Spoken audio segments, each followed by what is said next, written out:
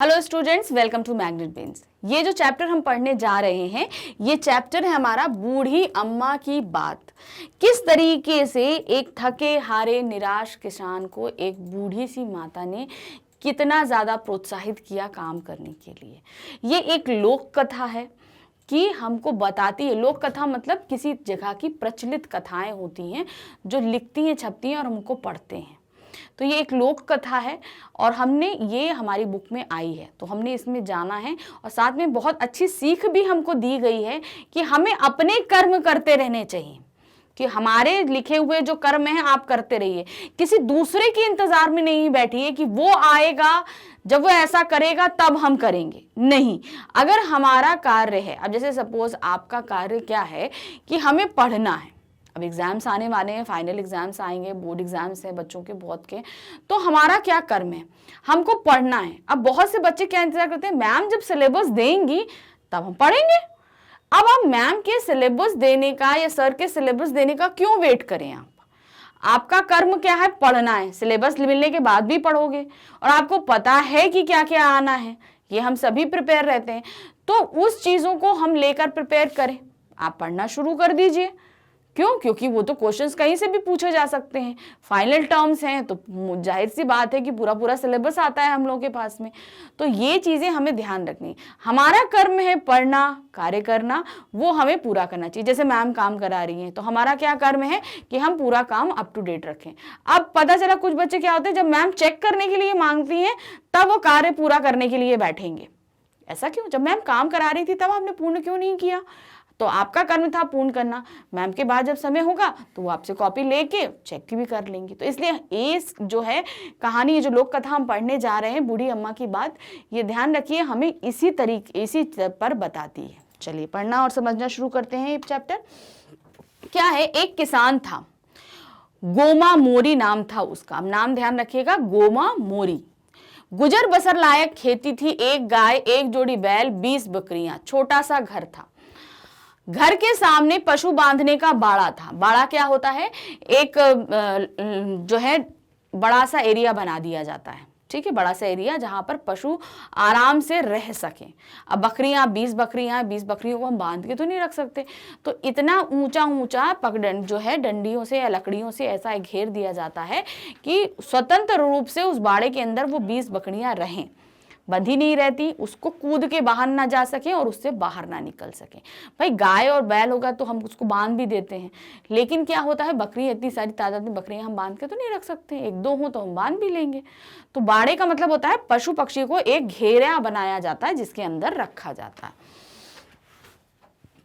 3 साल से वर्षा बहुत कम हुई थी, तो लगभग 3 साल हुए थे, ज्यादा वर्षा नहीं हो रही थी, न फसलें हुई थी न चारा। इस वर्ष भी आषाढ़ सूखा ही रह गया। तो वर्षा जो ऋतु शुरू होती है उसका पहला मास होता है आषाढ़, फिर आता है सावन, फिर आता है भादो। तो वर्षा ऋतु इन 3 महीनों में घटित होती है, 3 महीने चलते हैं उनमें। तो पहला महीना कौन सा था? आषाढ़। आषाढ़ का महीना बीत गया मगर एकदम सूखा। क्यों? क्योंकि वर्षा हुई नहीं। वर्षा की कोई आशा भी नहीं बंधी थी, क्योंकि आसपास में बादल भी ऐसे नहीं दिख रहे थे कि हाँ भैया कुछ दिन में वर्षा होगी, ना ऐसी नमी थी ना मौसम। भाई बारिश जब होने वाली होती है तो उससे 2-3 दिन पहले से जो है वेदर बनने लगता है, मतलब मौसम बनने लगता है कि क्या कहते हैं, जो हवा होती है उसमें नमी आ जाती है, हल्की सी ठंडक आ जाती है, बादल में धीरे धीरे बदली आती है। तो ये सब मौसम थोड़ा सा बताने लगता है, लेकिन अभी देख के ऐसा नहीं लग रहा था कि वर्षा होगी। खेत जोतकर क्या करूंगा, गोमा ने एक लंबी सांस छोड़ी और मन ही मन सोचा। वह बैलों को हाँकते हुए वापस घर की ओर चल पड़ा। अब क्या था, अब जब खेत में बारिश ही नहीं होगी तो वो सोचता क्या मैं क्यों खेत बैल को जुताऊं, उसमें जब बारिश ही नहीं होगी तो हम कुछ बो ही नहीं पाएंगे, जोत के हम क्या करेंगे। उसने अपने आप से ये कहा और खेत जो बैलों को है वो वापस खेत से अपने घर की तरफ लेकर चल पड़ा। अगले दिन गोमा बड़े सवेरे सो के उठ गया, बहुत ही सवेरे सवेरे। गाय बैल और बकरियों को बाड़े से निकाला, उसकी पत्नी बकरियों को लेकर उन्हें चराने चली गई। उसने फिर हिम्मत बटोरी और हल को बैलों के कंधे पर रखकर चल पड़ा खेतों की ओर। तो उसने फिर से हिम्मत बटोरी, चलो अच्छा आज चल के हम खेत जोतते हैं। तो हल को उसने बैलों के ऊपर रखा और चल पड़ा खेतों की तरफ। रास्ते में उसे कई किसानों ने रोका और कहा, गोमा, खेत जोतने से क्या होगा? वर्षा के तो कुछ भी आसार नहीं दिख रहे हैं। गोमा ने सबकी बात सुनी। तो मतलब वो जब जा रहा था खेत की तरफ, तो भाई गांव में तो रहता, बहुत सारे लोग मिले। तो भाई वो जिस तरीके से हल रख के जा रहा था, तो सभी ने बोला कि क्यों तुम जा रहे हो? खेत जोत कर मिलेगा क्या? वर्षा तो हो नहीं रही है, जोता पड़ा रहेगा, बेकार है, मेहनत करना बेकार है, तुम क्यों मेहनत कर रहे हो? उसकी सभी की बातें सुनी, लेकिन गोमा आगे बढ़ता रहा।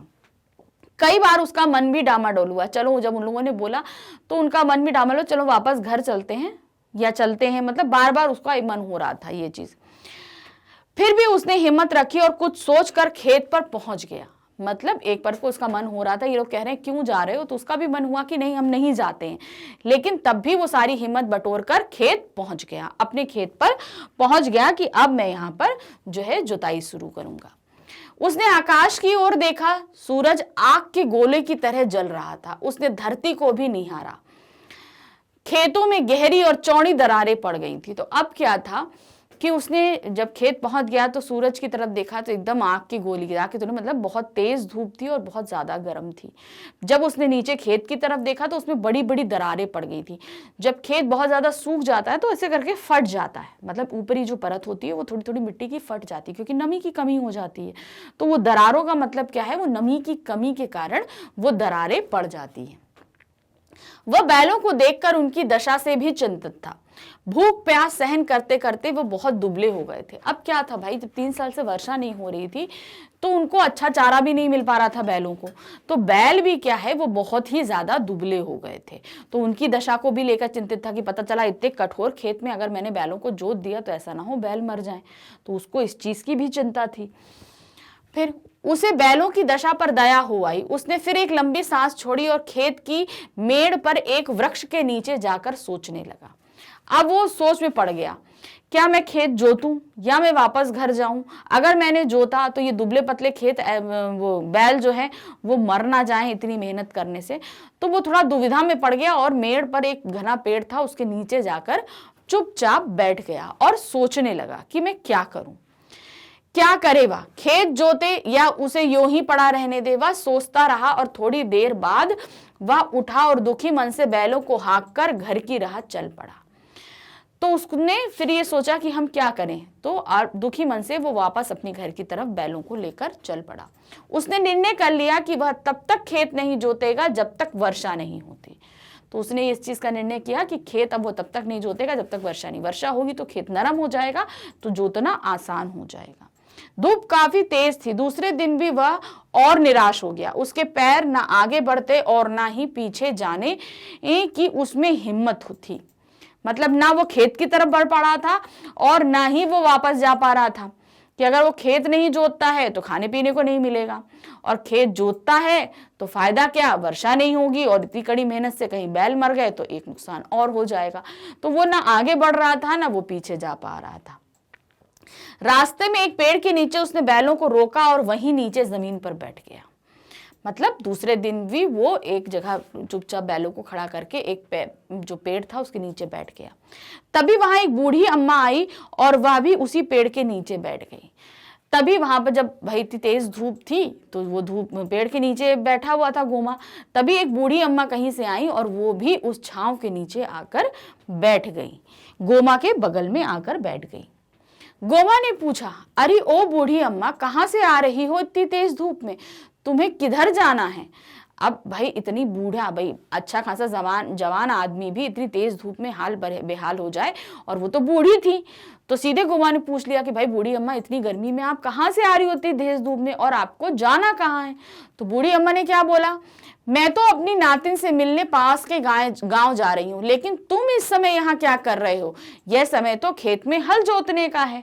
तो बूढ़ी अम्मा तेज थी, उन्होंने तुरंत बोला, मैं तो अपने बगल वाले गांव में अपनी नातिन से मिलने जा रही हूँ, लेकिन तुम इस समय यहाँ क्यों कर रहे हो, यहाँ बैठे हो? क्योंकि इस समय तो किसानों को खेत में होना चाहिए, खेत जोतने के लिए। तो उन्होंने ऐसे बोला। तो क्या बोला, लेकिन तुम यहाँ पर आराम कर रहे हो, क्या तुम बीमार हो या तुम्हारे बैल बीमार है, कहीं तुम्हारा हल टूट तो नहीं गया? तो अब क्या अंदेशा है? जो समय खेत में हल जोतने का होता है उस समय अगर किसान आराम करे तो जाहिर सी बात है किसी को आशंका होती है या तो किसान बीमार है, बैल बीमार है, या हल टूट गया है, इसीलिए कार्य रुका हुआ है। तो सीधे अम्मा ने ये तीनों अंदेशे जता के उससे क्वेश्चन कर लिया कि क्या कारण है जो तुम यहाँ पर बैठे आराम कर रहे हो। गोमा बोला, नहीं अम्मा, ना तो मैं बीमार हूं और ना ही मेरे बैल, मेरा हल भी नहीं टूटा है। तो उसने उनकी पहले 3 क्वेश्चन किए कि इसमें तीनों में से कुछ भी नहीं हुआ है। टूटी है मेरी हिम्मत, क्या बोलता है, टूटी है मेरी हिम्मत, क्योंकि वो परेशान था, क्या करे, तो वो हिम्मत हार चुका था 3 साल से वर्षा ना होने के कारण। अम्मा तुम तो जानती हो 3 साल से वर्षा ठीक से नहीं हुई है, इस वर्ष भी यही हाल है, खेत जोतकर क्या करूंगा। तो उसने अम्मा से क्या बोला कि मैं अम्मा क्या करें हम, अब आप बताइए, 3 साल से वर्षा नहीं हुई, आप ये अच्छी तरीके से जानती क्योंकि वो आसपास ही किसी गांव से आ रही थी, और अगर मैं खेत जोतता भी हूं तो फिर वर्षा नहीं होगी, तो जोतने का फायदा क्या है, मैं क्यों ऐसा कार्य करूं जिससे कोई मुझे फायदा नहीं होगा। बूढ़ी अम्मा बोली। बूढ़ी अम्मा ने उसके इस जो इसने बोला था कि क्या करूं उस पे एक जवाब दिया, देखो बेटा, वर्षा तुम्हारे हाथ में नहीं है, वर्षा होना हमारे हाथ में नहीं है, यह तो प्रकृति पर निर्भर है, यानी कि नेचर पर निर्भर होता है कि वर्षा कब होगी या कब नहीं होगी। जब बादल बनेंगे तो वर्षा अवश्य होगी। तुम्हारा काम है खेत जोत जोत कर तैयार करना, तुम अपना काम समय पर करो, प्रकृति अपना काम अवश्य समय पर करेगी, वर्षा अवश्य होगी। तो उन्होंने क्या बता सीख दी कि जो तुम्हारा काम है उसे समय पर करके कम रखो, और प्रकृति का जो काम है वो भी समय पर ही करेगी, वो भी जो है वो अवश्य अपने कार्य को पूर्ण करेगी। यानी कि उन्होंने इस चीज की पूरी तरीके से जो है ढांढस बताया कि वर्षा जरूर होगी, इस चीज का ढांढस उन्होंने गोमा को बंधाया। गोमा पुनः बूढ़ी अम्मा से बोला, अम्मा खेत बहुत कठोर हो गए हैं, मेरे बैल दुबले हैं, इन्हें पेट भर चारा तक नहीं मिला है, पीने के लिए पानी तक की दिक्कत है, चारा पानी ही क्या, यहाँ तो पेड़ों की पत्तियां तक खत्म हो गई है, बेचारे बैल कैसे हल खींचेंगे, वर्षा की आस हो तो हिम्मत भी बांधे। गोमा ने निराश मन से अपनी बात कही। तो गोमा को जो सबसे खेत ना जोतने का जो सबसे बड़ा कारण था वो था कि बैल दुबले थे, दुबले पतले हो गए थे, भाई उन्हें ठीक से खाने को नहीं मिल रहा था। अब क्या था, अब पेड़ झड़ चुके थे, इतनी गर्मी में पेड़ झड़ चुके थे, झड़ने के कारण पत्तियां नहीं थी, कम से कम उनको हरी पत्तियां ही खिलाता तो उनसे ही कुछ उनके अंदर ताकत होती, तो पत्तियां ही नहीं है। तो अब क्या करें, ऐसा ना हो कि दुबले जो बैल है वो हम खेत में जोत दें, तो कैसे वो हल खींचेंगे, इतना कठोर जमीन को कैसे जोतेंगे वो। तो इस चीज का अंदेशा जो है गोमा ने अब बताया अम्मा को। तो अम्मा क्या बोली, बूढ़ी अम्मा बोली, बेटा तुम निराशा की बात मत करो, मतलब तुम निराश नहीं हो, हिम्मत नहीं हारो, पेड़ों की बात भी तुमने खूब कही। अब उन्होंने क्या बोला, ये जो पेड़ सूख के झड़ रहे हैं इनकी बात भी तुमने सही कही। क्या कही, पेड़ तो यहाँ सब लोग काट रहे हैं, देखो अब पेड़ भी कहां बचे हैं, जब पेड़ नहीं होंगे तो पत्तियां कहां से आएंगी, अगर पेड़ अधिक होते तो वर्षा भी अवश्य होती, सारे जंगल में पेड़ों की कटाई जारी है, पेड़ नहीं होंगे तो हरियाली कहां से होगी, हरियाली नहीं तो वर्षा भी नहीं होगी। तो उन्होंने एक कितना अच्छा तरीका चीज बताई कि हम पेड़ काट रहे हैं, और पेड़ हम सभी को पता है कि पेड़ ही बादल को आकर्षित करते हैं, यानी वर्षा का सबसे बड़ा कारण पेड़ है, ये नमी देते हैं। भाई बादल किससे बनते हैं, जो वो नमी के कारण बनते हैं, अब वो जब नमी बनती है तो बादल बनते हैं, अब जब पेड़ नहीं होंगे तो वर्षा भी नहीं होगी। तो जब पेड़ सारे काटे जा रहे हैं तो हरियाली नहीं बचेगी, हरियाली नहीं होगी तो बारिश नहीं होगी। ये एक उन्होंने पूरा चेन बताया, पत्तियां नहीं है, पेड़ नहीं है, पेड़ नहीं है, हरियाली नहीं है, हरियाली नहीं है तो वर्षा नहीं है। अब तो तुम लोग पेड़ों पर ध्यान दो। उन्होंने बोला कि अब आप लोगों को पेड़ों पर ध्यान देना है, पेड़ों को लगाइए, जितना हो सके उतना हरियालीपन लाइए पृथ्वी पर। तुम निराश मत हो, खेतों में हल चलाओ, उन्हें हाँक जोत कर बोने के लिए तैयार करो, इस मौसम में कभी ना कभी तो वर्षा अवश्य होगी। बूढ़ी अम्मा ने मुस्कुराकर गोमा की हिम्मत बढ़ाई। वह उठी और लकड़ी टेकती हुई अपनी राह पर चल दी। तो बूढ़ी अम्मा ने क्या बोला, उठो और हिम्मत करके खेत को जोतो और बीज बोने के लिए तैयार करो। इस मौसम में अवश्य वर्षा होगी, ये जानो, और जब वर्षा होगी तुम्हारे खेत तैयार रहेंगे तो तुम तुरंत बीज बो के अपना कार्य कर सकते हो। और अगर वर्षा हुई उसके बाद जोतोगे और फिर पानी ना मिला तो तुम्हारी मेहनत फिर किसी काम की नहीं। तो पहले से तैयार रखो, वर्षा होगी, फटाफट बीज बोना और तुम्हारा खेत नमी प्राप्त कर लेगा और उसमें फसल लहलहा उठेगी। तो ये अम्मा ने राय दी और देकर उसकी हिम्मत बढ़ाई गोमा की, और वो लकड़ी उठाई और लकड़ी उठाकर चल दी अपनी राह की तरफ। वैसे तो गोमा मन से निराश था, मगर बूढ़ी अम्मा की बातों से उसकी थोड़ी आशा बढ़ी। अगले दिन उसने पूरे उत्साह से अपना खेत जोतना शुरू कर दिया। उसने लगातार 4 दिन तक हल चलाया, मतलब उसकी हिम्मत बनी और उसने अगले दिन से काम शुरू किया और 4 दिन तक लगातार अपने खेत में हल चलाकर अपने खेत को खूब अच्छी तरह तैयार कर दिया। खेत खूब अच्छी तरह तैयार हो गए। गोमा अपना काम पूरा करके बहुत प्रसन्न था। जब हम अपना काम कर लेते हैं तो हमें बहुत निश्चिंता होती है। कभी भी आप देखिएगा, आप किसी भी आपको होमवर्क मिला है पूरे दिन का, आपने कंप्लीट कर लिया, आप बहुत ज्यादा निश्चिंत हो जाओगे। तो वही चीज उसके साथ हुई। अब वह बैलों को हाँकते हुए घर की ओर चल पड़ा। वो वापस घर आया, काम खत्म हो चुका था। पूरी राह वह गुनगुनाता रहा। उस रात उसे नींद भी अच्छी आई। वो खुश था, थका हुआ था काम के मारे, निश्चिंत था, तो रात को अच्छा सोया भी। 4 दिन की कड़ी मेहनत के कारण वह निढाल होकर सो गया। सवेरे जब वह सोकर उठा तो गाय रंभा रही थी, मतलब गाय मैं करती ना, माँ, तो वो आवाज रंभाने की बोलती, गाय की आवाज को रंभा रही थी। बकरियां मिमिया रही थी। सवेरे सवेरे अपने पशुओं की आवाज सुनने के लिए उसके कान तरस गए थे। तो जब पशु पक्षी भी तभी खुश होते हैं जब मौसम सुहाना होता है। तो अर्थात ये जो खुशी की आवाज थी, ये सुनने के लिए वो तरस रहा था। अर्थात ये पशुओं के खुश होने की संकेत थे कि पशु बहुत खुश है। उसकी पत्नी ने आंगन से आवाज लगाई, अजी सुनते हो, बाहर तो आओ, वर्षा होने वाली है। गोमा झटपट बाहर आया। उसकी पत्नी ने बाहर से आवाज लगाई कि बाहर आओ, वर्षा होने वाली है। उसने देखा मौसम बहुत सुहाना हो गया है और आसमान में बादल घूमड़ आए थे।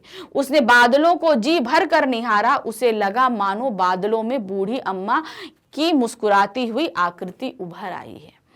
तो उसने जब बादलों की तरफ निहारा तो हल्की बहुत सी बूंदाबांदी होने लगी और उसको लगा कि अम्मा ने जो सीख दी थी, वो अम्मा जो है वो उन बादलों में मुस्कुरा रही हैं। वो उन बादलों को देखकर बहुत प्रसन्न हो गया था।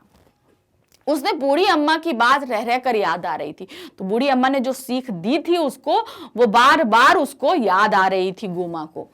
उसने मन ही मन बूढ़ी अम्मा को प्रणाम किया और सोचा कि वह ठीक ही कह रही थी कि तुम अपना काम समय पर करो, बादल बरसने लगे। तो मतलब हम अगर अपना काम अपने कर लें तो प्रकृति ने अपना काम भी समय पर कर दिया। आंगन तरबतर हो गया। गोमा को लगा मानो बूढ़ी अम्मा उससे कुछ कह रही हूं। वह बूढ़ी अम्मा से कुछ कहना चाहता था, तभी बारिश और तेज हो गई। तो जो है बादल से जो बारिश बरस रही थी, तो उसको ये लग रहा था कि बूढ़ी अम्मा उससे कह रही हैं। तो उसका मन भी बहुत खुश हो गया था। तो वो भी बूढ़ी अम्मा से कुछ कहना चाह रहा था, धन्यवाद देना चाह रहा था, लेकिन इतने में ही बारिश बहुत तेज हो गई। तो यहाँ पर गोमा निराश था, हताश था, उसे समझ में नहीं आ रहा था क्या करें। मगर यहाँ उसने सही सीख जो उसे मिली, उसने उसको अपनाया, उसके साथ वो आगे बढ़ा और उसने जो है ना बहुत कुछ हासिल भी किया समय पर कार्य करने से। अब क्या हुआ, बाकी किसान जो हल नहीं जोत रहे थे तो क्या हुआ, उन्होंने समय से, अब बारिश हुई तब वो हल जोतेंगे, लेकिन गोमा ने जो कार्य करके रखा था अब वो सीधे जाकर अपनी खेत पर बीज बोएगा और नमी पाकर बीज जल्दी ही जड़ पकड़ लेंगे और उसकी फसल बाकी किसानों से जल्दी लहलहाने लगेगी। तो इस तरीके से इस पाठ ने हमको ये सीख दी कि समय पर अपने कार्य को खत्म करिए, दूसरे का इंतजार नहीं करिए कि दूसरा ये कार्य पूर्ण करेगा तब हम आगे करेंगे। आपका जितना कार्य है आप समय पर पूर्ण कीजिए। तो ये पाठ हमने खत्म किया। थोड़ी देर में इसके प्रश्न उत्तर लेकर आपके सामने उपस्थित होते हैं। Thank you, bye bye.